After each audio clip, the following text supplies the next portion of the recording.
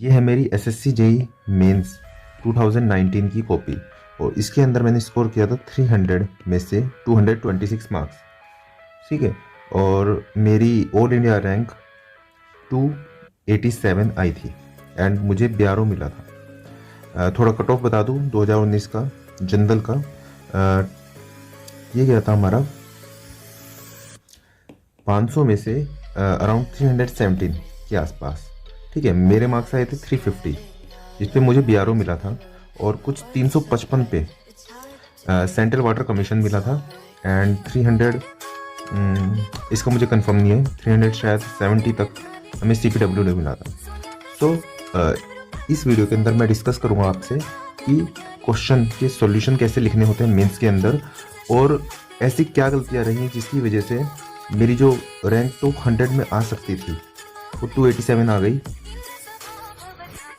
ताकि वो गलतियाँ आप ना करें, प्लस कि मेरी 287 रैंक भी कैसे आ पाई, ऐसा आपको करना क्या है वो भी मैं डिस्कस करूँगा वीडियो के बीच में और वीडियो के लास्ट में।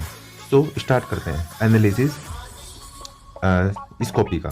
तो सबसे पहला क्वेश्चन आया था, पहले तो आपको क्वेश्चन को चूज बहुत ध्यान से करना है। आपको शुरू के 10 मिनट के अंदर ही 5 मिनट के अंदर ही आपको पहले ये डिसाइड करना है कि 6 में से कौन से 5 क्वेश्चन आपको करने हैं। सो वो उसके लिए मैं आपको अलग से वीडियो बना दूंगा, लेकिन अभी पहले एनालाइज करते हैं कॉपी को। सबसे पहला क्वेश्चन था what are the properties of first class bricks. ठीक है, तो फर्स्ट क्लास ब्रिक्स की प्रॉपर्टीज, तो इसके अंदर 15 नंबर का क्वेश्चन था। इसके अंदर मैंने लगभग 8 पॉइंट लिखे थे और 8 ही मुझे मार्क्स मिल गए।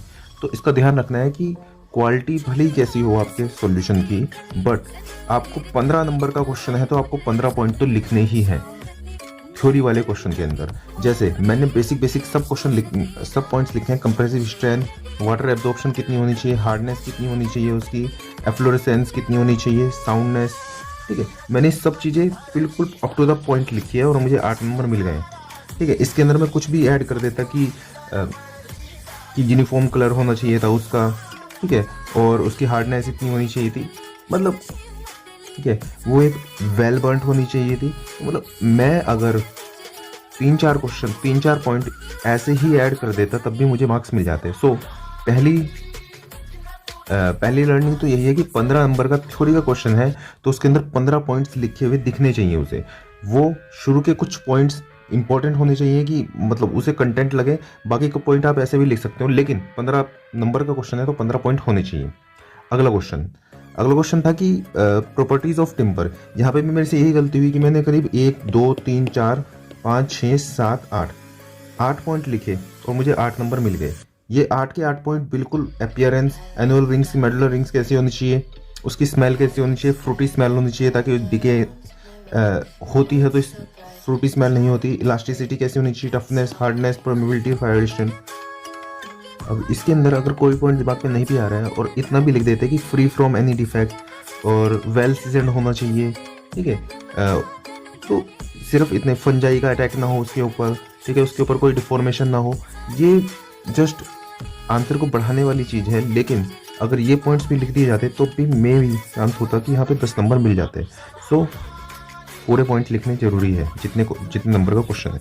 नेक्स्ट क्वेश्चन, हाँ, अगर न्यूमेरिकल है और आपने उसको छोटे से उसमें भी सोल्व कर दिया तब भी आपको पूरे मार्क्स मिलने के चांसेस हैं, क्योंकि न्यूमेरिकल के जो मार्क्स मिलते हैं वो आंसर देख के मिलते हैं। इसका मैं आगे प्रूफ भी दूंगा आपको कि अभी अगले क्वेश्चन में क्या हुआ था। So next question is bearing निकालनी थी, इसके अंदर इंटरनल एंगल निकालना था। हाँ, दूसरी बात, दिमाग ज़्यादा नहीं चलाना है। और अगर जो आपको लग रहा है कि मे बी जो एग्जामिनर है वो ज़्यादा दिमाग चलाएगा अपना या नहीं चलाएगा, तो आपको क्या करना है, दोनों तरह के आंसर लिखने हैं। इसको मैं समझाता हूँ आपको। इसके अंदर पूछा था कि इंटरनल एंगल निकालना था। ठीक है, तो इंटरनल एंगल जब भी, ये क्या है, क्लॉकवाइज, जब भी क्लॉकवाइज ट्रेवर्स होता है, ठीक है, जब भी क्लॉकवाइज ट्रेवर्स होता है तो इंटरनल एंगल जो होता है वो बाहर वाला यूज़ करते हैं। तो ये कॉन्सेप्ट है। अब यहाँ पे क्या हुआ इसके अंदर, तो अब हम जिसे ज़्यादा नॉलेज है वो इसके हिसाब से निकालेगा, लेकिन हमें नहीं पता एसएससी वाले को कितनी नॉलेज है। सो मैंने क्या किया, मैंने इसके अंदर इनसाइड एंगल के अंदर अंदर वाला भी निकाला और बाहर वाला भी निकाला। और जैसा कि मुझे लगा था, डाउट था कि वो बाहर वाले को काट देंगे, तो उन्होंने बाहर वाले को बिल्कुल काट दिया।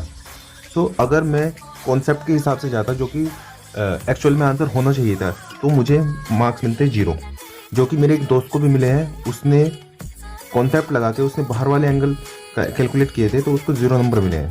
ठीक है, इसमें कुछ दिक्कत हो गई होगी तो 16 नंबर मिले हैं। देखो न्यूमेरिकल में पूरे मार्क्स मिलते हैं अगर जो आंसर सही है तुम्हारे। नेक्स्ट देखते हैं। नेक्स्ट ये थ्योरी वाला क्वेश्चन था। इसके अंदर 10 में से मुझे मिल गए 6। सिर्फ सिंपल डेफिनेशन मैंने बता दी थी सिंकिंग फंड की, और थोड़ा उसको देखो डेफिनेशन छोटी सी दिखाई, प्लस मैंने इसका फॉर्मूला लिख दिया और उसको एक डायग्राम से समझा दिया, तो इसमें भी मुझे 6 नंबर मिल गए 10 में से।